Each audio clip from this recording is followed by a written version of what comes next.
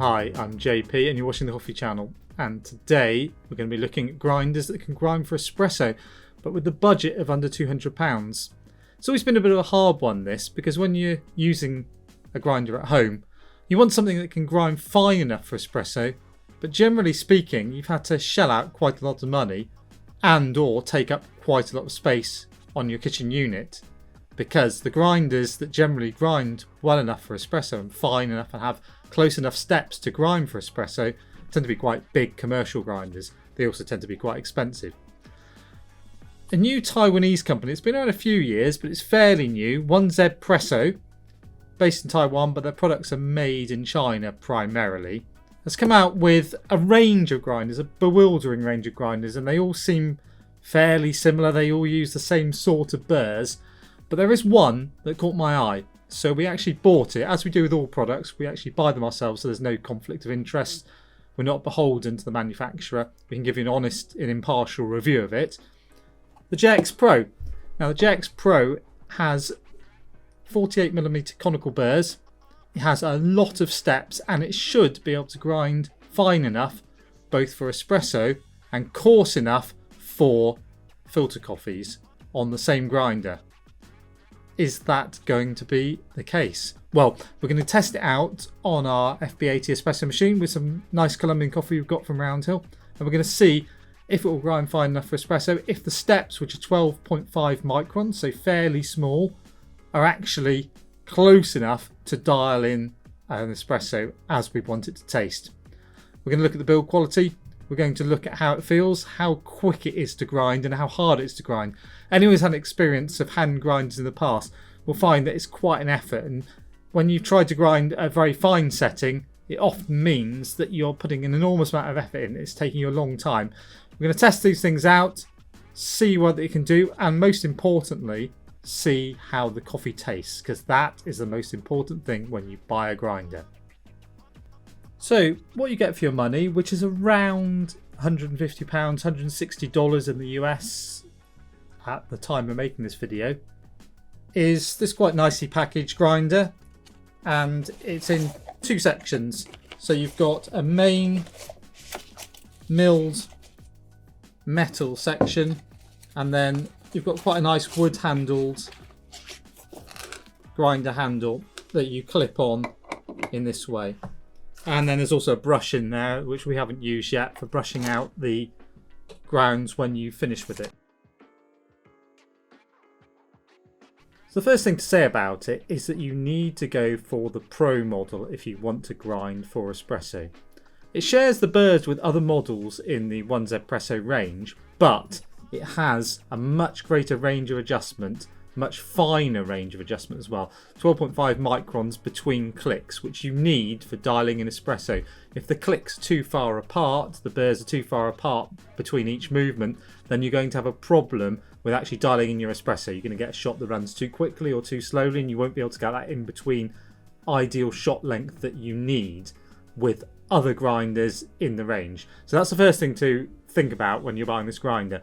If espresso isn't important for you, then you can go for one of the cheaper, lower models that don't have this number of clicks, don't have this much adjustment. You don't need it for filter coffee, for AeroPress or that type of thing. You only really need it for espresso because it's such a finely tuned kind of coffee. Now, grind is adjusted on this little knob at the top, and there's quite a lot of clicks. Now, this is one potential issue with it. You have to kind of count the number of times that you actually go round, because it's not just one circle like on Pro grinders. It's just one circle of the adjustment knob. On this one it's several circles, so you've got, I think, 40 clicks per circle, and it goes around lots of times because it's doing a whole range of coffees. It's going from very, very coarse to very, very fine, and it will go very, very fine, because we tried it initially when we were testing it out when we first bought this grinder a couple of weeks ago, and we thought, well, it's a hand grinder, we're going to have to put it in its finest setting, because that's what our experience with hand grinders was like.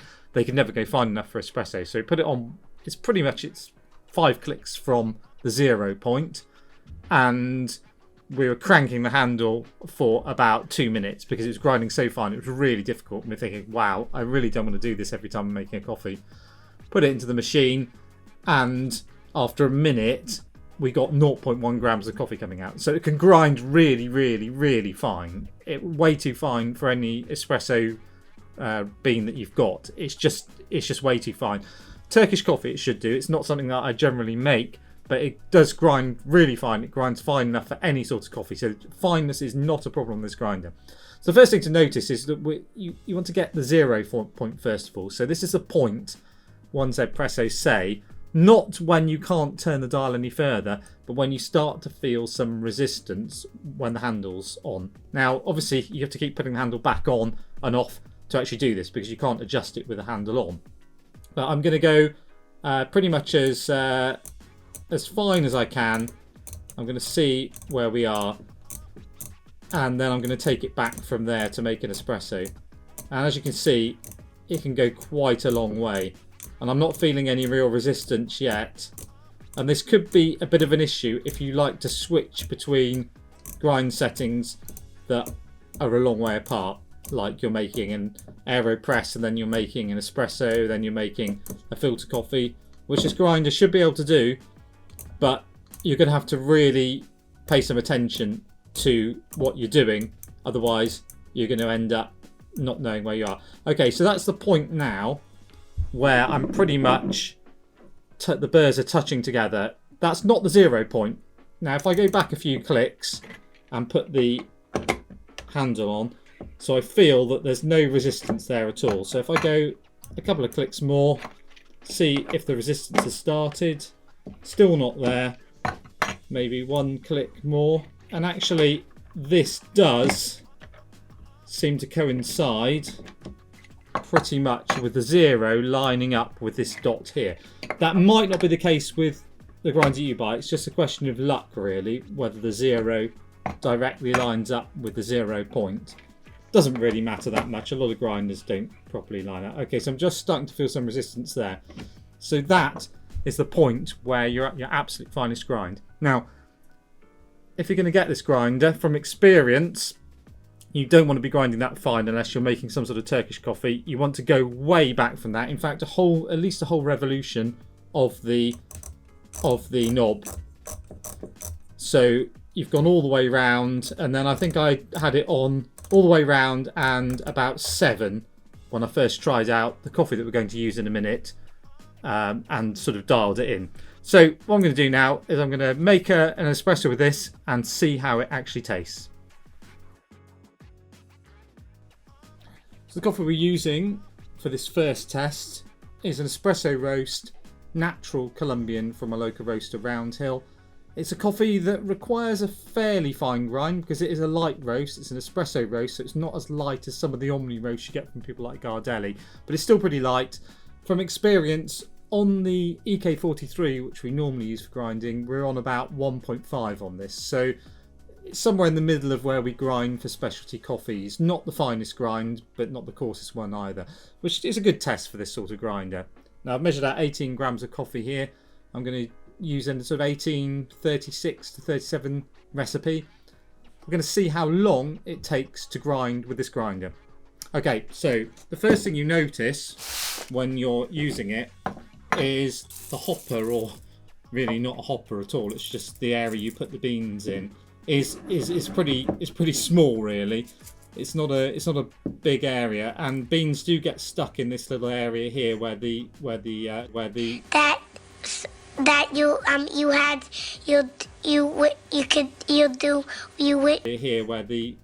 adjustment knob is.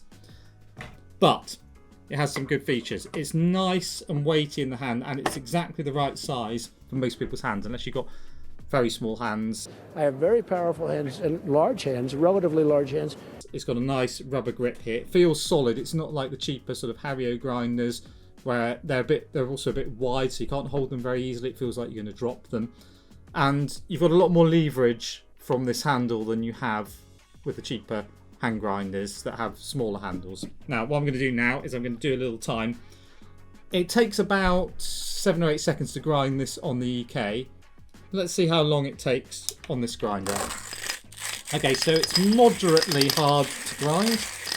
I'd say it's not the easiest thing in the world. Just tighten that bit up a bit. Okay. I'm grinding. I'm getting a bit more speed up. It's fairly hard work. It's not as bad as grinding fine on a Hario, but it's not something that you want to do all day, every day, unless you're really into getting some sort of workout. It's fairly stiff at this sort of setting. Obviously, it gets a lot easier, as we'll see later, when you're grinding coarser for things like V60s and AeroPresses. Okay, so that's done. So that took me 48 seconds. Probably about 45 when you count the time I actually had to press the button and the delay on that. Fine for 1 or 2 coffees. You probably wouldn't want to be doing that again and again and again. So, what have we got grind-wise? Well, unscrew the bottom here. And we've got actually what looks like a pretty nice, fluffy ground. Pretty fine. Fairly consistent from a visual point of view. Obviously, you wouldn't really know how consistent the grind size is unless you actually properly analyse this. But it doesn't look bad, and there doesn't seem to be a lot of clumping. Right, let's make an espresso and see how we go. So, the actual receptacle is not bad for putting something into a portafilter. It should work with most portafilters. It's smaller than the portafilter itself and seems to deposit the grounds in fairly accurate. Okay, so we've got not much retention there. Actually, we've got pretty much what we put in is what has come out, which is unusual with grinders. They generally hold on to a bit of the grounds. Okay, let's try this and see what we get. So, I practiced dialing this in a little while ago before this video, and it did take me some time to get a good tasting coffee. I was going backwards and forwards, it was going way too fine, way too coarse, and then I got it in a kind of ballpark, and it didn't taste very good, and because that ballpark was the sort of ballpark I'd be using with the EK, which was about 30 seconds for this coffee for a kind of 2-to-1 ratio. And actually it was tasting a bit under extracted. What I did in the end was to grind a fair bit finer, probably 3 or 4 clicks finer from where I was originally, and ended up with kind of an unconventional shot time, which is at about 40 seconds, which is what I've got here. And actually, this didn't taste over extracted. It tasted pretty good. So I'm going to see what this tastes like now. I'm just letting it cool down a second before I taste it. Always tastes better when you let it cool down, give it a bit of a stir, a bit of a shake. Your espresso will taste much better. Now, over the years, I found conical grinders with conical burrs like this one, do tend to produce a coffee that's slightly more acidic and harder to dial in than big flat burr grinders like the EK43. It's the way they actually grind tends to produce like oval shaped particles which can extract differently.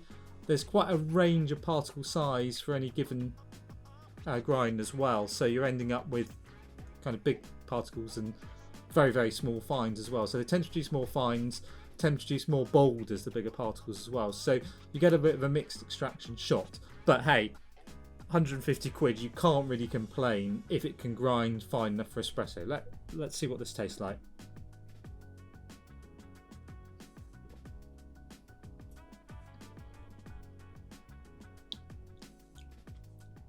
Okay, so that was 41 seconds.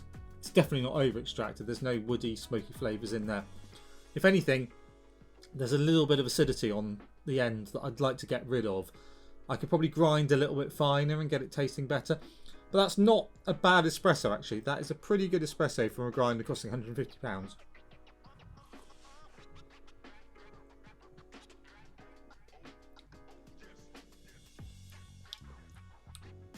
Yeah.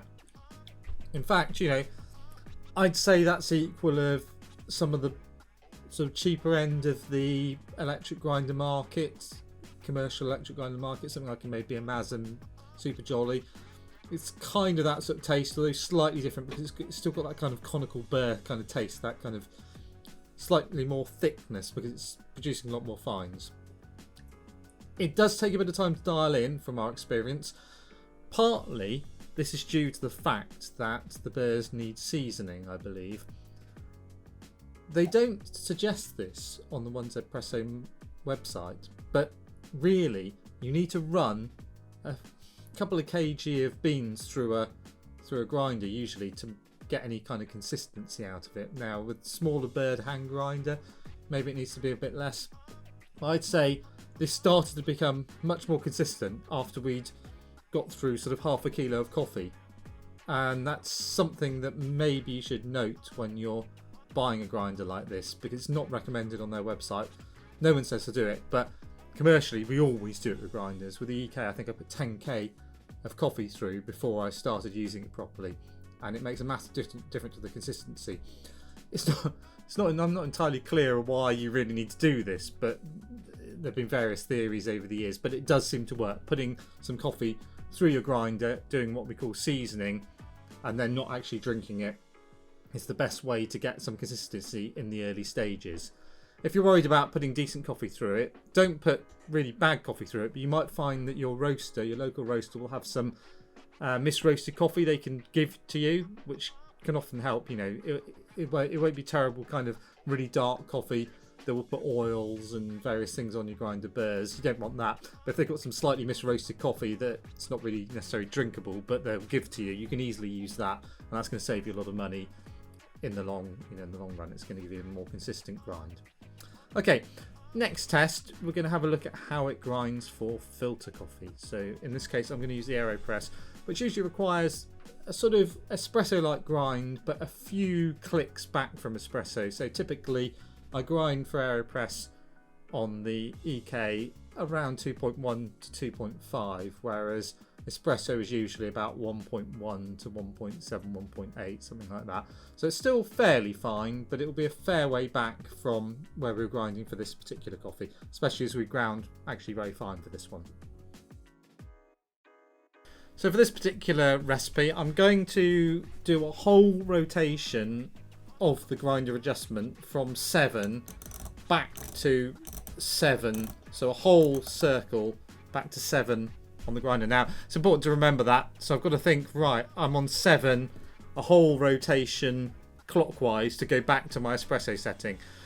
I suppose you could write this down. It's a bit annoying that there's no way of telling where you are apart from sort of remembering it. It'd be if it was just one rotation, it'd be fine, but it's not. Okay, so I'm using 12.5 grams of this Ethiopian coffee from a roaster friend of ours. So this is a very light roast coffee. It's a filter roast specifically. It's an Ethiopian natural. It's a really tasty coffee. On the EK, I've been grinding this for AeroPress at around 2.3, something like that. Ethiopian coffees tend to need to be ground slightly coarser than, say, high-grown Colombian coffees, even when they're grown at the same sort of altitude and similar density.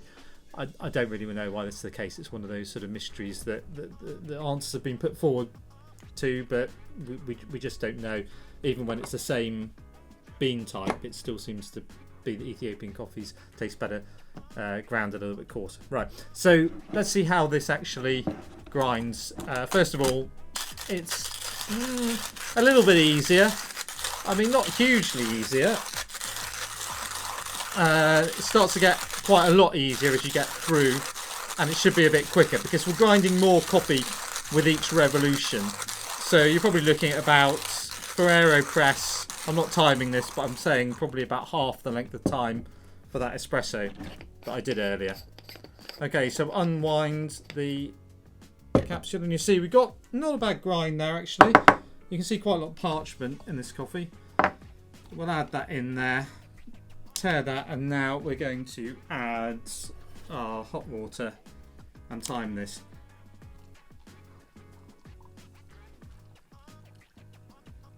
So the recipe I'm going for here is basically 12.5 grams of coffee for a 210 gram total drink, and I'm going to extract it for 2 minutes. I found I had to do a longer extraction time than I do with the EK. Different grinders just seem to taste better. Conical grinders, again, you've got that slight problem of slight inconsistency.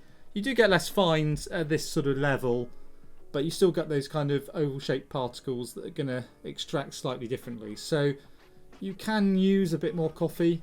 Sometimes that helps upping the dose, so 14-15 grams for the same thing. But in this case, I'm just going to let it run for longer because it seems to taste better if you let it extract for a bit longer with this particular grinder. Right, so we'll let that brew for another minute or so. I'm using the inverted method. There's no real reason for this other than it's my personal preference and it's what I've always done over the years. It's just a bit easier in some cases. Although years ago when I had a coffee shop, I did have 2 of these on the go for an international rugby player and his wife, and I hadn't put them on properly and they both collapsed on the bar, and the amount of coffee that went all over the place was absolutely extraordinary. And they were in a rush to go to a match as well, and it was quite annoying. So that is one disadvantage of using the inverted method. But I just think it's just an easier one because you don't need to have a receptacle underneath it. So I just find it's a better method for me. But use whatever is your preference. If you're making an AeroPress, inverted or not inverted, it doesn't make a lot of difference to the taste. The thing that most people don't like is this flipping over section, but if you put the top on properly, it's not a problem at all. So it's so I've ground it about, it's pretty much fine enough here. It's fairly hard to put the pressure through. I'm aiming for about 30 seconds in terms of how I extract it in the end. And then we're going to let it cool for a little bit. Typically you want to drink it around 50 degrees C is where it starts to taste better. Above that, it can taste a bit over extracted if you drink something too hot.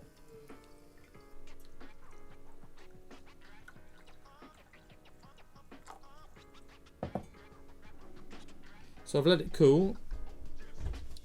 It's hopefully going to have a lot of kind of citrus fruits in it. Should have some of that kind of natural boozy flavour too. For me, the most important quality of a grinder is the taste. If it doesn't taste good, it doesn't matter how well built, how accurate the alignment of the burrs is. If it doesn't taste good, then it's not a good grinder.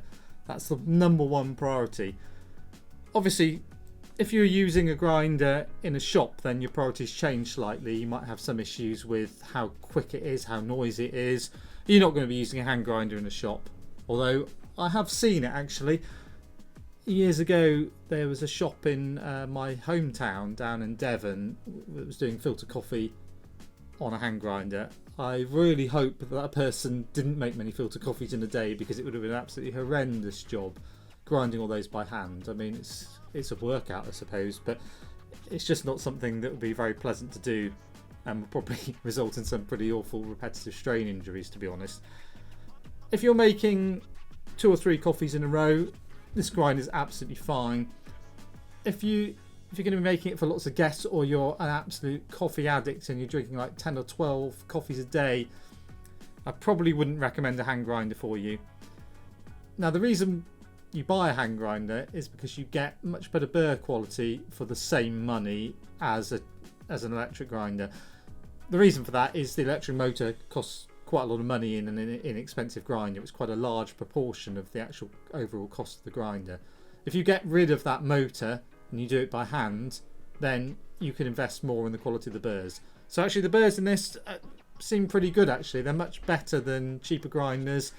I'd say they're much better than the grinders they're much better than the burrs in something like the Wilfer Spark grinder. You'll have to go up to something like the Wilfer Uniform grinder to get something that will grind espresso as well as this does, and you're looking at kind of probably double the price of this. And there are some slightly cheaper options. You might be able to get a second-hand grinder, but that's something different entirely. Now let's have a taste of this as a filter and see how it is.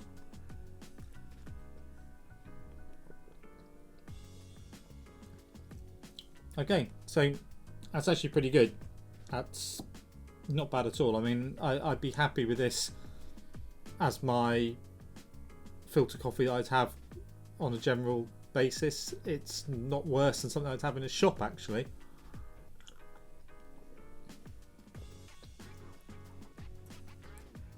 Plenty of flavour in there, nice extraction, no horrible aftertaste, no woody over extracted flavours, not that kind of mix of over extracted and under extracted you get with some hand grinders. It seems fairly consistent. In fact, I'd say that this is better at grinding for filter than it is for grinding for espresso. With espresso, there's a little bit of an under extracted edge to all the coffees, no matter how fine you go. There's a little bit of acidity there. With this, actually, it's pretty good. I would certainly buy one for home use. Okay, to sum up, it's a very nicely engineered grinder. The burrs seem to be pretty good quality. They produce consistent coffee at espresso and filter grind sizes. It's a little bit hard to use in terms of you wouldn't want to be making lots of coffee, as I said before, with it. But that's the same for pretty much any hand grinder, unless you get one of these giant beasts that are like £2,000. It's pretty heavy. It's not going to fall over easily. It's made in China, which may be a problem for some people, but you're not going to get something made in North America or Europe for this sort of money. The burr quality is good.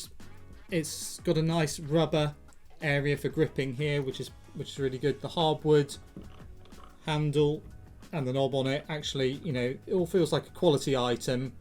The adjustment could maybe, it's not the most intuitive adjustment in terms of, you know, obviously you're only turning something clockwise or anti-clockwise. But as I said before, the fact that you have to count the number of rotations that you make fully round to work out the grind is a bit of a problem. But if you're not constantly changing from espresso to filter, it's not going to be too much of a problem, because you're always going to be adjusting for filter or espresso. You're going to be adjusting within a range of probably 5 or 6 clicks, so it's not going to be a problem in that sense. But if you're going to use it like we've just done for espresso, then filter, then back to espresso, it's a little bit annoying. But you know, it's not an expensive grinder, so I don't see that as being a deal breaker. It's just something to bear in mind when you're actually using it, because you could end up with some grinds that are totally out of it and end up wasting coffee. In terms of cleaning, it comes with a little brush. It's pretty easy. It's all kind of it's all metal parts, so you can just brush it out. You can wash that bit. You probably wouldn't want to wash the burrs, but you can. You don't get much retention with it, so it's not an issue of having lots of coffee in there. It's a pretty decent piece of kit. Would I buy one? Well, we did buy one for this video. Would we hang on to it? I definitely hang on to it for home use. It's a lot better than other hand grinders that I've used. It's more expensive than most hand grinders I've used. But if I had a small espresso machine at home, I'd definitely consider using this for that. And I definitely buy it for filter coffee as well, if I were looking for that kind of thing.